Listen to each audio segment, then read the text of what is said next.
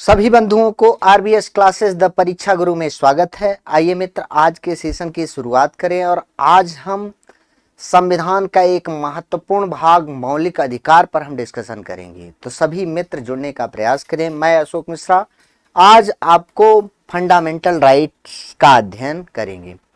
तो आइए, ये फंडामेंटल राइट्स सभी जितने भी कोर्सेज चल रहे हैं उसमें महत्वपूर्ण क्वेश्चन यहाँ से आते हैं जिसका हम डिस्कशन आज करेंगे। तो आइए फंडामेंटल राइट्स पर हम डिस्कशन करते हैं। तो मौलिक अधिकार होता क्या है? मौलिक अधिकार अर्थात राज्य के विरुद्ध व्यक्ति का अधिकार होता है। किसका? राज्य के विरुद्ध व्यक्ति का अधिकार है। मौलिक अधिकारों के अभाव में व्यक्ति के व्यक्तित्व का विकास नहीं होता। मौलिक अधिकार व्यक्ति के आंतरिक और बाह्य दोनों विकास करता है। मौलिक अधिकार जो है लिखित संविधान का अंग है। ये सब आपको मौलिक अधिकार जब हम भाग 3 में हम पढ़ेंगे तो मौलिक अधिकार के बारे में है। तो मौलिक अधिकार कैसा है? मौलिक अधिकार राज्य के विरुद्ध व्यक्ति का अधिकार है और राज्य के विरुद्ध व्यक्ति का अधिकार है अर्थात यह व्यक्ति के आंतरिक और बाह्य दोनों विकास में सहायक होता है। मौलिक अधिकार मैंने आपको बताया कि मौलिक अधिकार कैसा होता है। मौलिक अधिकार लिखित संविधान का अंग है। अर्थात देखा जाए तो ब्रिटेन में अलिखित संविधान है, इसीलिए ब्रिटेन में मौलिक अधिकार नहीं है, नागरिक अधिकार है। जबकि भारत और अमेरिका में कैसा है? मौलिक अधिकार है। सबसे पहले ब्रिटेन में 1215 में जॉन द्वितीय ने क्या किया? अपने नागरिकों के लिए कुछ अधिकार दिए। उसी को कहा जाता है मैग्ना कार्टा। मैग्ना कार्टा कहा जाता है। आगे चलकर 1979 ईस्वी में पुनः ब्रिटिश सरकार ने अपने नागरिकों को कुछ और अधिकार दिया जिसे कहा जाता है बिल ऑफ राइट। अमेरिका में 1791 ईस्वी में 10 संशोधनों के बाद मौलिक अधिकार को लागू किया गया अर्थात मौलिक अधिकार को शामिल किया गया 10 संशोधनों के बाद। कब? 1791 ईस्वी। तो जो मौलिक अधिकार का विचार आया वो सर्वप्रथम अगर लिखित संविधान में देखा जाए तो अमेरिकी संविधान में देखने को मिलता है। तो इन सब पर हम आज डिस्कशन मौलिक अधिकार पर डिटेल करेंगे। भारत में मौलिक अधिकार का उल्लेख किस में है? तो भाग 3 में है। कहां से किस अनुच्छेद से किस अनुच्छेद तक है? तो 12 से लेकर अनुच्छेद 35 तक में किसका उल्लेख किया गया है? मौलिक अधिकार का उल्लेख किया गया है। तो अनुच्छेद 12 से लेकर 35 तक में मौलिक अधिकार का उल्लेख किया गया है। अनुच्छेद 12 और 13 में मौलिक अधिकार की प्रकृति का उल्लेख किया गया है, जबकि अनुच्छेद 33, 34 और 35 में संसद को अधिकार दिए गए। जबकि देखा जाए तो 14 से लेकर 32 तक में 21 को निरसित किया गया है, 21 को छोड़कर और इस 31 को छोड़कर और 31 को छोड़ दिया गया और 21 का को जोड़ा गया है। तो देखा जाए तो मौलिक अधिकार का जो उल्लेख है 19 अनुच्छेदों में मिलता है। मैंने आपको क्या बताया? आइए देख लेते हैं। मैंने आपको बताया कि जो मौलिक अधिकार का उल्लेख किया गया है भारतीय संविधान में, मौलिक अधिकार का उल्लेख, मौलिक अधिकार का जो भारतीय संविधान में उल्लेख किया गया है वो भाग 3 में किया गया है। किसमें? भाग 3 में मौलिक अधिकार का उल्लेख किया गया है, फंडामेंटल राइट का। तो मौलिक अधिकार का जो उल्लेख किया गया है, मौलिक अधिकार का जो उल्लेख किया गया है भारतीय संविधान में वो भाग 3 में किया गया है। किसमें? भाग 3 में किया गया है। कुल कितने अनुच्छेद में किया गया है? तो अनुच्छेद 12 से लेकर 35 तक में, अनुच्छेद 35 तक में क्या किया गया है? 35 तक में मौलिक अधिकार का उल्लेख किया गया है। मैंने आपको बताया कि जो अनुच्छेद 12 और 13 है, 12 अनुच्छेद 12 और अनुच्छेद 13 में मौलिक अधिकार की प्रकृति एवं स्वरूप का वर्णन किया गया है। किसके? मौलिक अधिकार की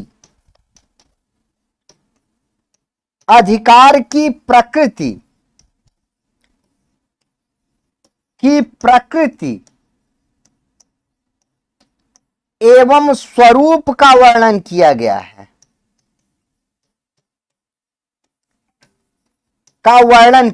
है, किसमें? अनुच्छेद 12 और 13 में। जबकि अनुच्छेद 33, 34 और 35 में क्या किया गया है? अर्थात संसद को अधिकार दिया गया है। किसको? संसद को अधिकार दिया गया है, संसद को अधिकार दिया गया है ना। तो अनुच्छेद 12-13 में मौलिक अधिकार की प्रकृति एवं स्वरूप का वर्णन किया गया है और अनुच्छेद 33, 34 और 35 में संसद को अधिकार दिया गया है। इस प्रकार देखा जाए तो मौलिक अधिकार का मूल रूप से उल्लेख है वह कितने अनुच्छेद में है? मौलिक अधिकार का जो उल्लेख किया गया है, मौलिक अधिकार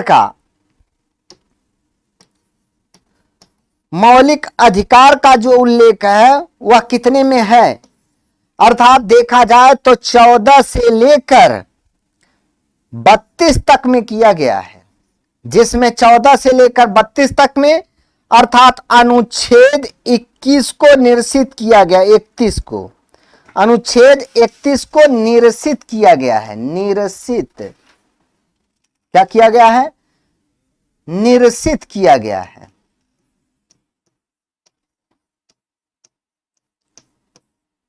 निरसित अर्थात छोड़कर, क्या कह सकते हैं? छोड़कर। एवं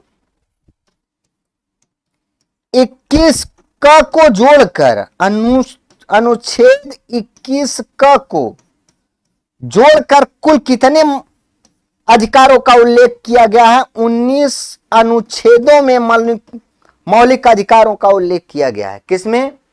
19 अनुच्छेदों में मौलिक अधिकार का उल्लेख किया गया है।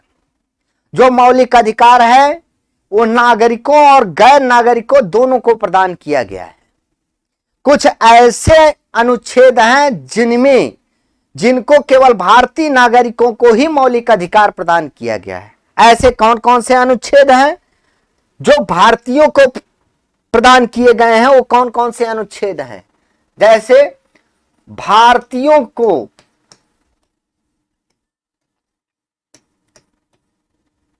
अर्थात देखा जाए तो कुछ ऐसे अनुच्छेद हैं, जैसे अनुच्छेद 15 है, 15, अनुच्छेद 16 है, अनुच्छेद 19 है, अनुच्छेद 29 है, अनुच्छेद 30 है। यह विदेशियों को प्राप्त नहीं है, विदेशियों को अर्थात गैर भारतीयों को प्राप्त नहीं है। हम यहां ये कह सकते हैं यह केवल और केवल भारतीयों को प्राप्त है, गैर भारतीयों को प्राप्त नहीं है। गैर भारतीयों को प्राप्त नहीं,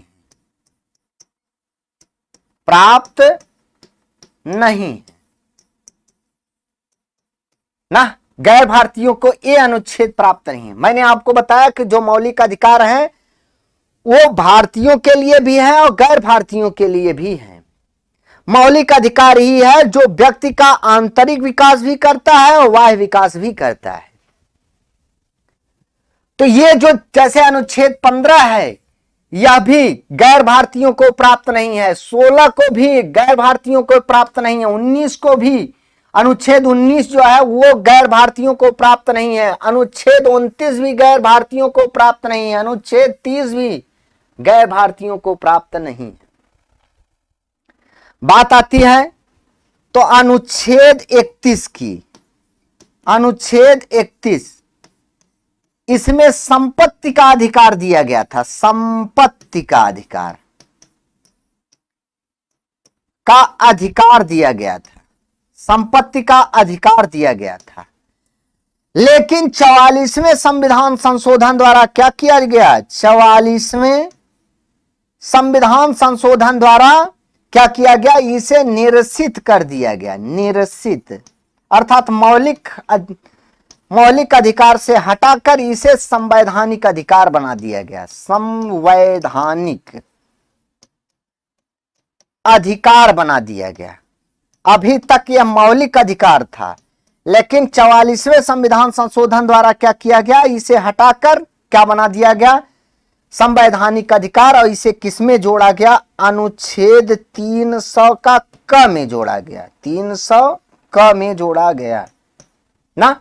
तो संपत्ति का अधिकार अब कैसा है, यह मौलिक अधिकार नहीं है बल्कि कैसा अधिकार है, एक संवैधानिक अधिकार है।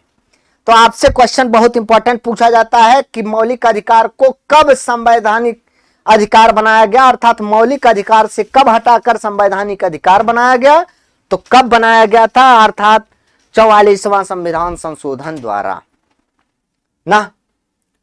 भारतीय संविधान में कुल कितने अधिकार दिए गए थे, तो प्रारंभ में जब संविधान लागू हुआ था तो भारतीय संविधान में कुल 7 मौलिक अधिकार प्रदान किए गए थे।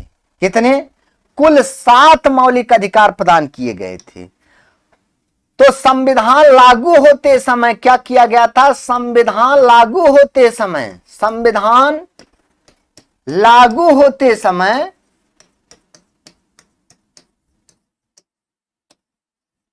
7 मौलिक अधिकार प्राप्त थे। किसको, व्यक्ति को अधिकार प्राप्त थे, 7 मौलिक अधिकार प्राप्त थे ना। कौन कौन से, पहला जो मौलिक अधिकार था समानता का अधिकार था, समानता का अधिकार, समानता का अधिकार प्राप्त।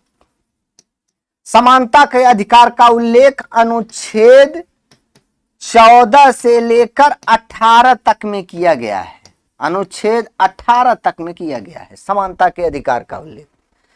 दूसरा स्वतंत्रता का अधिकार,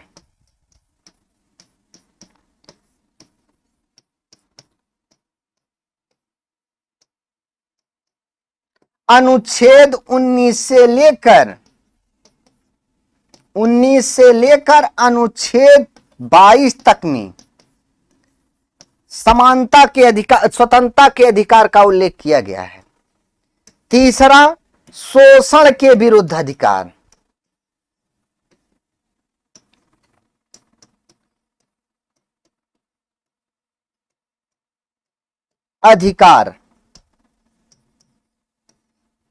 इसका उल्लेख अनुच्छेद 23 एवं 24 में किया गया है, 24 में किया गया है। इसके साथ साथ जो चौथा अधिकार मिला था धार्मिक स्वतंत्रता का अधिकार,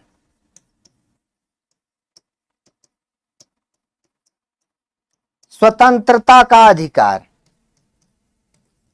धार्मिक स्वतंत्रता का अधिकार का उल्लेख किसमें किया गया है, अनुच्छेद 25 से लेकर अनुच्छेद 28 तक में, 28 तक में धार्मिक स्वतंत्रता का अधिकार का उल्लेख किया गया है।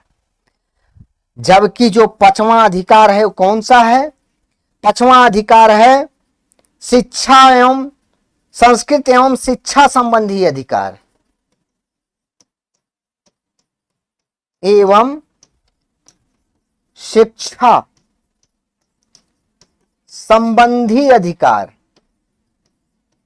अधिकार। इसका उल्लेख जो किया गया है अनुच्छेद 29 और 30 में किया गया है। अनुच्छेद 30 में किया गया है। जबकि जो छठवां अधिकार था वो कौन था? संपत्ति का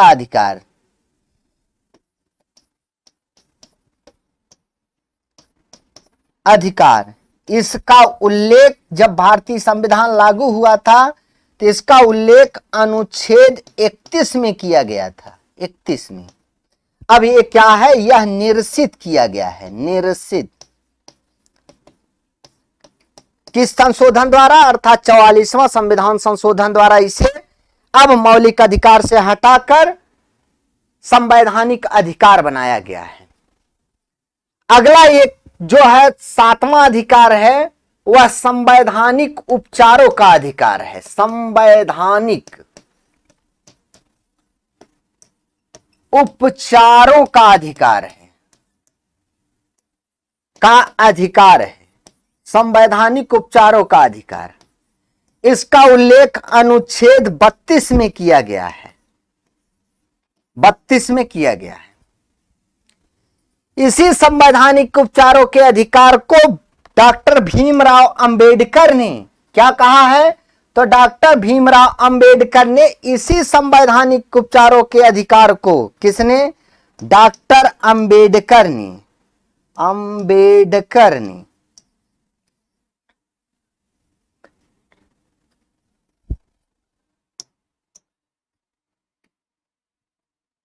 किसने?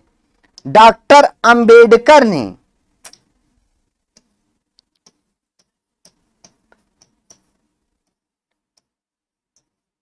क्या कहा है?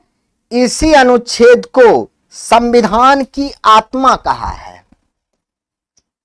संविधान की आत्मा कहा है। आत्मा।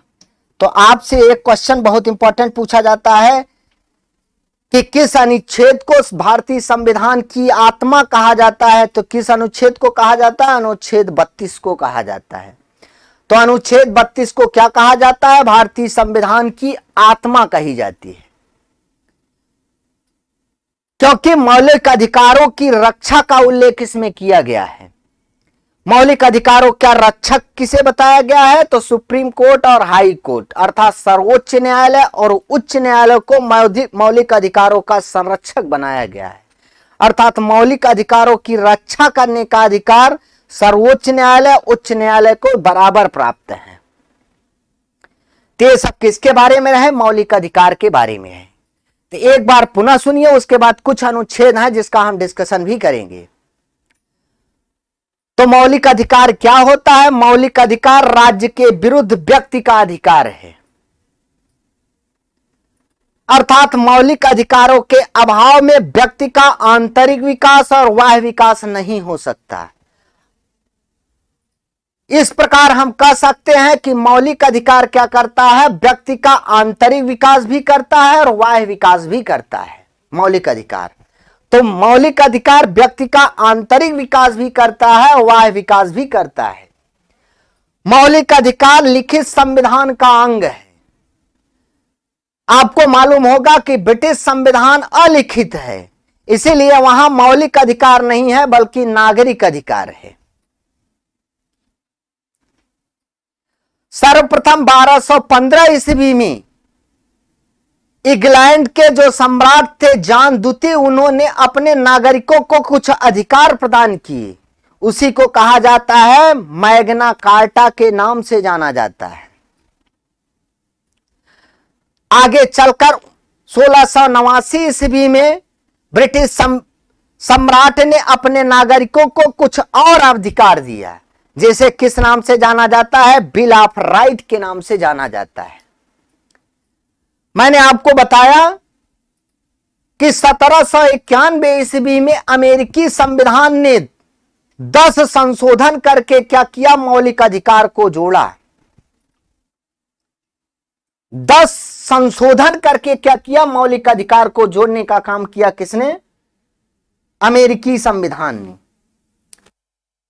अमेरिकी संविधान मौलिक अधिकारों के बारे में, मौलिक अधिकारों के प्राकृतिक अधिकार के रूप में माना है। इसीलिए मौलिक अधिकार को प्राकृतिक अधिकार के रूप में किसना,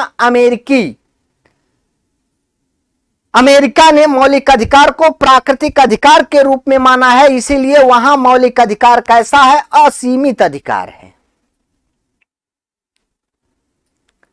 भारत के परिप्रेक्ष्य में देखा जाए तो भारत के संविधान में भाग 3 में मौलिक अधिकार का उल्लेख किया गया है। कुल कितने अनुच्छेदों में किया गया है, तो कुल 12 से लेकर 35 तक में मौलिक अधिकार का उल्लेख किया गया है।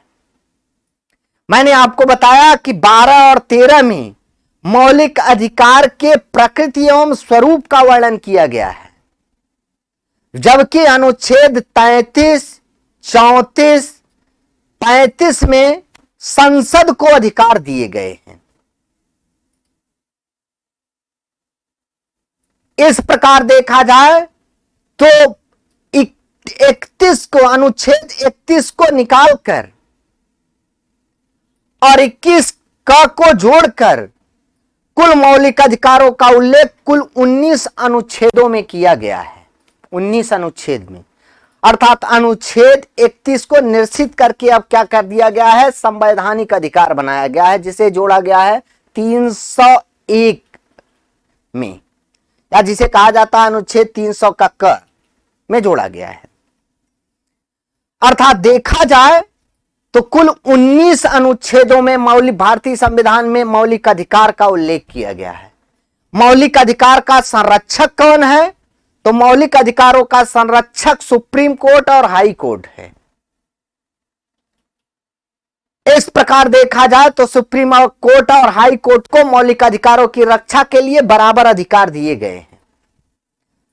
मौलिक अधिकार भारतीयों को भी प्राप्त है और गैर भारतीयों को भी प्राप्त है। कुछ ऐसे अनुच्छेद हैं जो गैर भारतीयों को प्राप्त नहीं हैं। उसके बारे में मैंने आपको डिस्कशन में बताया कि कौन कौन से अनुच्छेद हैं जो गैर भारतीयों को प्राप्त नहीं हैं। जैसे अनुच्छेद 15 है, गैर भारतीयों को प्राप्त नहीं है। अनुच्छेद 16 गैर भारतीयों को प्राप्त नहीं है। अनुच्छेद 19 गैर भारतीयों को प्राप्त नहीं है। अनुच्छेद 29 गैर भारतीयों को प्राप्त नहीं है। अनुच्छेद 30 गैर भारतीयों को प्राप्त नहीं है। कि ये अनुच्छेद ऐसे हैं जो गैर भारतीयों को प्राप्त नहीं है, केवल भारतीयों को ही प्राप्त है। मैंने आपको बताया कि अनुच्छेद 31 जो था, जिसमें संपत्ति का अधिकार का उल्लेख किया गया था। जब भारतीय संविधान लागू हुआ तो उस समय यह संपत्ति का अधिकार था, लेकिन 44वें संविधान संशोधन द्वारा इसे क्या किया गया, इसे मौलिक अधिकार से हटाकर क्या बना दिया गया, संवैधानिक अधिकार बना दिया गया। और इसे किस अनुच्छेद में जोड़ा गया, अनुच्छेद 300 के क में जोड़ा गया। जब भारतीय संविधान लागू हुआ था उस समय कुल 7 मौलिक अधिकार व्यक्ति को दिए गए थे। 7 मौलिक अधिकार। कौन कौन से 7 मौलिक अधिकार थे, मैंने आपको डिस्कशन में पीछे बताया कि पहला था समानता का अधिकार। समानता का अधिकार ये बहुत वनडे एग्जाम में पूछा जाता है, यहीं से एक क्वेश्चन आपको मिल जाता है। पहला समानता का अधिकार था। समानता के अधिकार का उल्लेख किसमें किया गया है, अनुच्छेद 14 से लेकर 18 तक में समानता के अधिकार का उल्लेख किया गया है। दूसरा स्वतंत्रता का अधिकार था। स्वतंत्रता का अधिकार का उल्लेख किसमें किया गया, अनुच्छेद 19 से लेकर 22 तक में स्वतंत्रता के अधिकार का उल्लेख किया गया है। शोषण के विरुद्ध अधिकार का उल्लेख किसमें किया गया, अनुच्छेद 23 और 24 में किया गया है। अभी जल्द ही आपसे एक हायर एजुकेशन का एग्जाम हुआ है, जल्द ही जीआईएससी अर्थात राजकीय डिग्री कॉलेज के प्रोफेसर का जो असिस्टेंट प्रोफेसर का एग्जाम हुआ, उसमें जीएस में यह क्वेश्चन आया हुआ था। यही शोषण का अधिकार उसमें गलत था। तो आपको अनुच्छेद सहित आपको याद करना होगा। तो शोषण के विरुद्ध अधिकार का उल्लेख किसमें किया गया? अनुच्छेद 23 और 24 में शोषण के विरुद्ध अधिकार का उल्लेख किया गया है। इसी प्रकार धार्मिक स्वतंत्रता का अधिकार का उल्लेख किसमें किया गया है? 25 से 28 में किया गया है। संस्कृत एवं शिक्षा संबंधी अधिकार का उल्लेख किसमें किया गया है? अनुच्छेद 29 और 30 में किया गया है। इसके साथ साथ जो अनुच्छेद 31 था जिसमें संपत्ति के अधिकार का उल्लेख किया गया है, वर्तमान में इसे निरसित कर दिया गया है। अब यह मौलिक अधिकार नहीं है ना, अब यह क्या है? मौलिक अधिकार नहीं है, यहां लिखा है निरसित।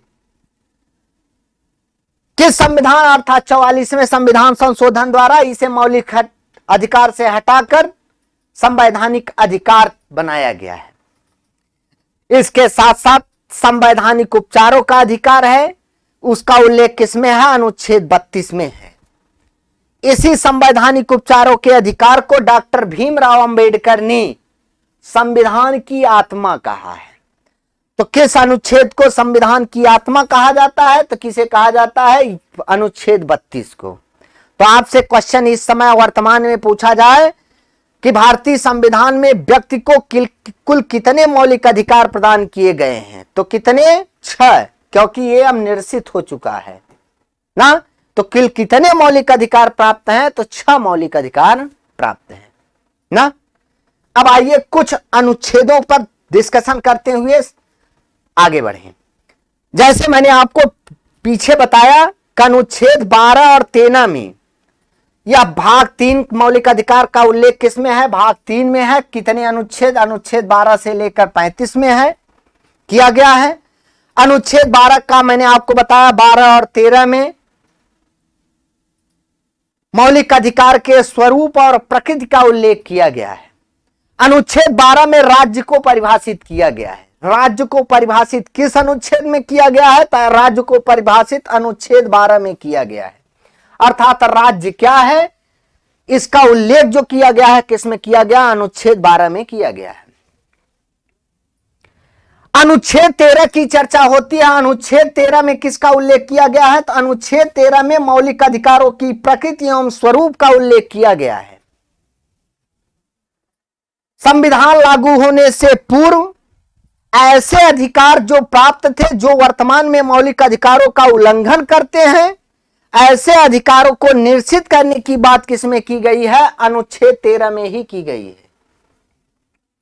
अर्थात संविधान लागू होने के पूर्व और संविधान लागू होने के बाद ऐसे अधिकार जो कि ऐसे कानून या ऐसे अधिकार जो कि वर्तमान में मौलिक अधिकारों का उल्लंघन करते हैं, उसे जिस मात्रा तक उल्लंघन करते हैं उस मात्रा तक निश्चित किया जाएगा। ऐसी बात किसमें कही गई है? अनुच्छेद 13 में कही गई है ना। तो 12 में राज्य को परिभाषित किया गया है कि राज्य के अंतर्गत कौन कौन आते हैं। तो राज्य के अंतर्गत सरकारी और अर्ध सरकारी दोनों आते हैं। और कौन सा राज्य है इसको निर्धारित कौन करता है? समय समय पर न्यायालय बताती है ये राज्य का अंग है, ये राज्य का अंग नहीं है। तो राज्य के अंतर्गत सरकारी और अर्ध सरकारी सभी आते हैं। बीमा कंपनियां आती हैं। वर्तमान में देखा जाए तो जैसे साईं ट्रस्ट हुआ, वैष्णव ट्रस्ट हुआ, वैष्णव धाम का जो ट्रस्ट हुआ, ये सब कैसे हैं? ये राज्य के अंतर्गत आते हैं। तो राज्य के अंतर्गत कौन कौन से आते हैं इसका उल्लेख किसमें किया गया? अनुच्छेद 12 में किया गया है। अनुच्छेद 13 में मौलिक अधिकारों के प्रकृति और स्वरूप का उल्लेख किया गया है कि संविधान लागू होने से पूर्व ऐसे अधिकार जो वर्तमान में संविधान लागू होने के बाद मौलिक अधिकारों का उल्लंघन करते हैं, जिस मात्रा तक मौलिक अधिकारों का उल्लंघन करते हैं उसे क्या किया गया? निरसित किया जाएगा। ऐसी बात कही गई है। संविधान लागू होने के बाद भी जो मौलिक अधिकारों का उल्लंघन करते हैं, उल्लंघन की मात्रा तक उसे अमान्य माना जाएगा। ऐसी बात किसमें की गई है? अनुच्छेद 13 में की गई है। इसके साथ साथ अनुच्छेद 14 से लेकर कहां तक? अनुच्छेद 14 में समानता, अनुच्छेद 14 से लेकर 18 तक में समानता का अधिकार का उल्लेख किया गया है। अनुच्छेद 14 में क्या? विधि के समक्ष समता का उल्लेख किया गया है।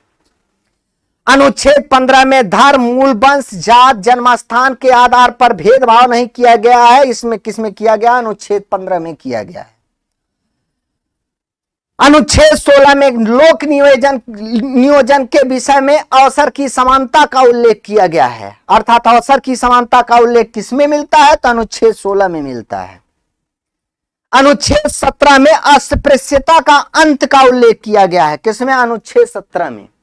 अनुच्छेद 18 में किसका उल्लेख किया गया? उपाधियों का अंत का उल्लेख किया गया है। ये समानता के अधिकार में इतने अनुच्छेद आते हैं। तो विधि के समक्ष समता और विधि के समान संरक्षण की बात किसमें कही गई है? अनुच्छेद 14 में। अनुच्छेद 15 में धर्म, मूल वंश, जात, जन्मस्थान के आधार पर भेदभाव नहीं किया जाएगा। इस किसमें किया गया है? अनुच्छेद 15 में। अनुच्छेद 16 में अवसर की समानता का उल्लेख किया गया है। अनुच्छेद 17 में अस्पृश्यता का अंत किया गया है। अनुच्छेद 18 में उपाधियों का अंत का उल्लेख किया गया है। इसी प्रकार स्वतंत्रता का उल्लेख किसमें किया गया है? अनुच्छेद 19 से लेकर 22 में किया गया है। 19 में वाक की स्वतंत्रता, वाक अर्थात अभिव्यक्ति की स्वतंत्रता का उल्लेख किया गया है। अनुच्छेद 19 में कई अनुच्छेद है जिसका उल्लेख हम एक अलग से वीडियो आपको स्वतंत्रता का बताएंगे, उसी में हम डिस्कशन करेंगे। इसमें मोटे मोटे तौर तक इसका उल्लेख किया गया है। अनुच्छेद 22 अपराधियों के लिए दोष सिद्ध के संबंध में अधिकार संरक्षण प्रदान किया गया। अनुच्छेद 21 में प्राण एवं दैहिक स्वतंत्रता का संरक्षण है का उल्लेख किया गया है। अनुच्छेद 21 जो है इसमें शिक्षा का अधिकार का उल्लेख किया गया है, अर्थात 6 से 14 वर्ष तक के बच्चों को निःशुल्क एवं अनिवार्य शिक्षा का उल्लेख किया गया है। अनुच्छेद 22 में कुछ दशाओं में गिरफ्तारी और निरोध के संरक्षण का प्रावधान किया गया है। ये सब किसके अंतर्गत आते हैं? तो स्वतंत्रता के अधिकार के अंतर्गत आते हैं। तो स्वतंत्रता के अधिकार के अंतर्गत अनुच्छेद 19 से लेकर 22 तक में उल्लेख किया गया है। एक हम अलग से वीडियो बनाएंगे जिसमें स्वतंत्रता के अधिकार का डिटेल डिस्कशन होगा हमारा आपका। इसके साथ शोषण के विरुद्ध अधिकार का उल्लेख अनुच्छेद 23 और अनुच्छेद 24 में किया गया है। अनुच्छेद 23 में क्या किया गया? मानव के दुर्व्यापार, बलात् श्रम पर निषेध का उल्लेख किया गया है। और अनुच्छेद 24 में कारखानों में बच्चों को नियोजित या निषेध का प्रावधान किया गया है, अर्थात अल्प आयु के बच्चों को कारखानों में काम करने पर रोक का प्रावधान किया गया है। किसमें? अनुच्छेद 24 में। इसके साथ साथ धार्मिक स्वतंत्रता के अधिकार का उल्लेख किसमें किया गया? अनुच्छेद 25 से 28 में किया गया है। 25 में अंतःकरण की और धर्म के अबाध रूप से मानने, आचरण करने और प्रचार करने की स्वतंत्रता का उल्लेख है। 26 में धार्मिक कार्यों के प्रबंध की स्वतंत्रता का उल्लेख किया गया। अनुच्छेद 27 में किसी विशिष्ट धर्म की अभिवृद्धि के लिए करों के समुदाय की स्वतंत्रता का उल्लेख किया गया है। और 28 में कुछ शिक्षण संस्थानों की आर्थिक शिक्षा, धार्मिक उपासना में उपस्थित होने के बारे में स्वतंत्रता का उल्लेख किया गया है। इसके साथ साथ अनुच्छेद जो 29 और 30 में संस्कृत और शिक्षा संबंधी अधिकार का उल्लेख किया गया है। 29 में अल्पसंख्यक वर्गों के हितों के संरक्षण का उल्लेख किया गया। अनुच्छेद 30 में शिक्षण संस्थाओं की स्थापना और प्रशासन करने का उल्लेख किया गया है। इसके साथ साथ अनुच्छेद जो इस समय संपत्ति का अधिकार था जिसका उल्लेख किसमें है? अनुच्छेद 31 में। इसे वर्तमान में क्या किया गया है? निरसित किया गया है। अनुच्छेद 31 में कुछ विधियां की न्यायवृत्ति की गई है, इसकी चर्चा हम आगे आपसे करेंगे।